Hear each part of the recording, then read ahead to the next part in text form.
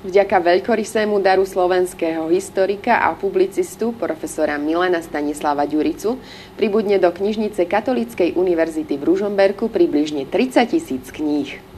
Knihy, ktoré sú v osobnom vlastníctve profesora Ďuricu, boli Katolíckej univerzite venované v darovacej zmluve.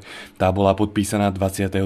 januára. V tejto chvíli už Katolícka univerzita vlastní dar od profesora Ďuricu.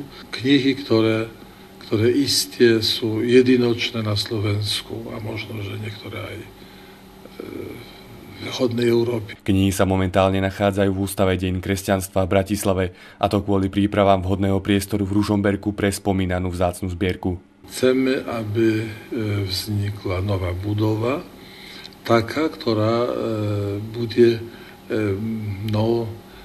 odpovedať potrebom univerzity v tomto čase.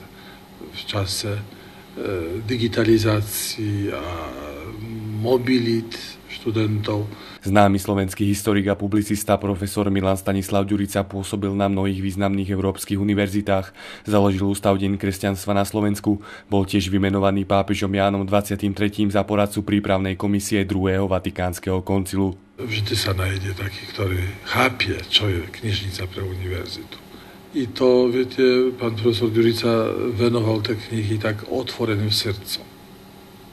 To, myslím si, že to jeho veľkorysosť tiež, čo si hovorí o tej univerzite. Túžbou rektora Katolíckej univerzity Tadeuša Zasepuje, aby sa knižnica stala srdcom univerzity. Z Ružomberka pre televíziu Lux Jakub Krška.